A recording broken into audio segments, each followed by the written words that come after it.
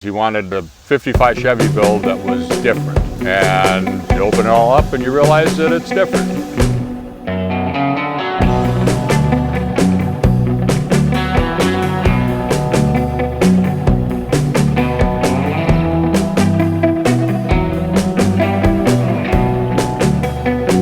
My name is Kollofski. I'm from a suburb of Minneapolis, Plymouth, Minnesota.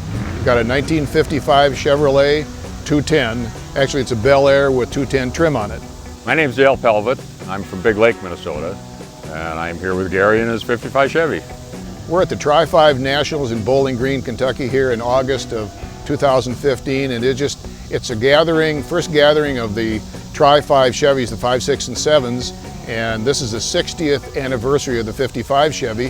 So it was just a wonderful event to come to, and it's 1,600 cars, and you know, I'm just excited about being here. It's outstanding. I own the car. Dale did. Dale is the master fabricator, engineer of the vehicle, and Dale has done basically all of the work on the car. He's just one heck of an individual when it comes to fabricating and engineering. He wanted the car to look as stock as possible on the outside, and he wanted a 55 Chevy build that was different. And people tell us that we've achieved that. It's you close the car all up, it basically looks like a stocker, and you open it all up and you realize that it's different. Well, it's the power plant's one of the major things. It's got a 730 cubic inch all aluminum marine V12 in it. Then it's also got some functional differences. It's got a forward tilting hood. It's got suicide doors. Tilt front end that comes off, a bunch of other subtle little mods that you don't see until you start opening it up, but it's almost kind of like a transformer. When it's sitting there, if it's sitting there all closed up, people don't pay much attention to it because it's just a 55 Chevy, and then you open it up and it's obviously different. I ran across this particular vehicle. A friend of mine called me from California, said, I found a 55 two-door post here in this warehouse, are you interested? Told me what the guy wanted for it, and I said, I'll take it. And then I had it for about 2 years with a 6 and a stick in it, original California car, and I ran across a pair of these marine V12 motors. They're 730 cubic inches, like Dale said, and I bought them thinking, you know, maybe I'll do something with them someday, because I knew that the price was right. And a friend of mine and I looked at it later, decided there was a possibility of sticking one of these motors in the car, and I wanted a vehicle, like Dale mentioned. I wanted something that was just unique and different from most of the Tri-5 Chevys, which are LS-based motors, small block, big block, you know, nice interior, stereo, and everything else. And I wanted something that was different. You button it up and drive down the road, people look at it and say, yeah, that's a nice looking Chevy, and then they turn and talk to their buddies.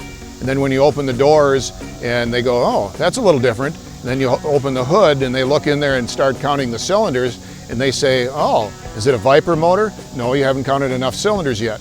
And then you know, it's V12. Oh, that's interesting. And then when we flip the front end forward, then they really take notice. And Dale's just done a wonderful job of the headers, the intake manifold, all of the fabrication on the hood, the front end.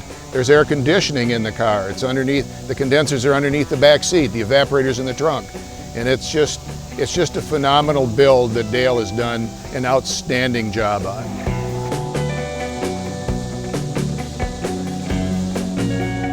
It's got a roadster shop chassis with a Heights independent front suspension, and a 9-inch Ford with a triangulated 4-link. Fairly basic stuff, but the front suspension is a little heavier than they normally build it because the engine's a little heavier than the average engine.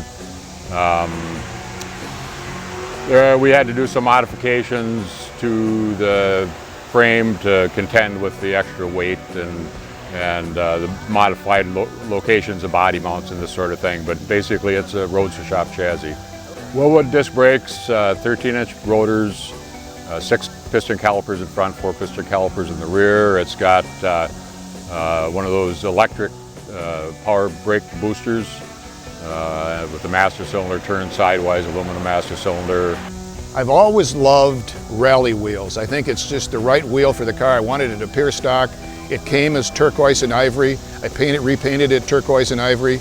I found Circle Racing makes an 18-inch rally wheel, a billet aluminum rally wheel, so it's got 18 by 8s on the front and 18 by 9.5s on the back with the Yokohama tires on the thing. To me, it completes the look.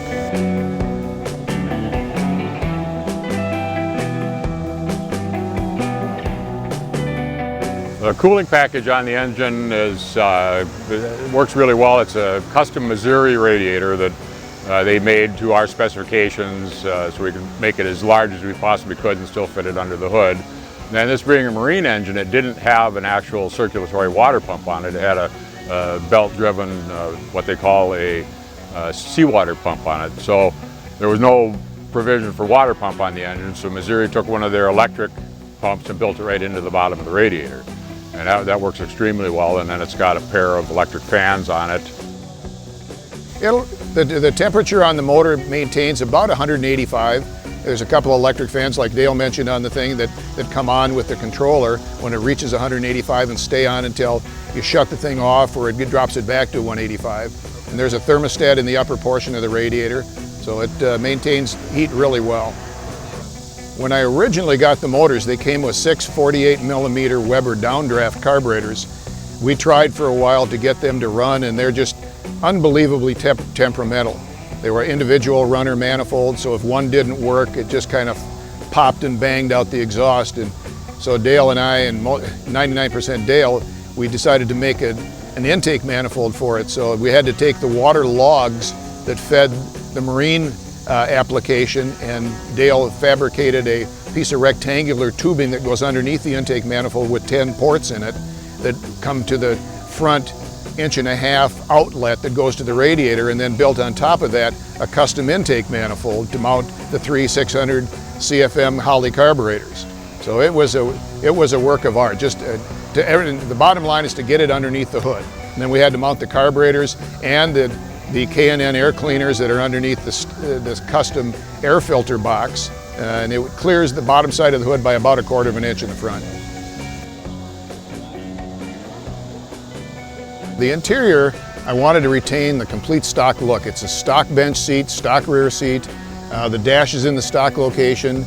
Dale did a wonderful job of suiciding the doors with all the stock components. It's got stock hinges, stock strikers, stock latches. The door handles are in the original location. There's a rod that runs down the inside of the doors. You can do this and open the door. Both doors are done that way. There's an I Did It tilt column in the thing. There's air conditioning, like I said, in the back that comes down the console, and there's 2 vents on either side of the console that the air conditioning comes out of. All the knobs are the original knobs that we put on the lights and the windshield wipers and everything else. And it's got a low car shifter on it. The emergency brake handle is out of an 850 BMW that I found. The interior is a reproduction Ciadella interior with the carpeting and everything to simulate all stock 55 Chevy door panels, carpeting, seat, upholstery. The stereo is a custom Pioneer stereo. There's 2 speakers in the back and 2 speakers in the front. Dash has been cleared of all the knobs and switches. They're all down in the console. And open the glove box door and you can see all of the switches and the fuse box. I'm more one that I've got a vision in the end. Dale's got the much better vision than I do. He has got this CAD system in his head. He's just got this vision on the front end, the doors, the air conditioning, and everything else. He knows what he's doing. And we talk about things and we come into a general consensus on what we're going to do.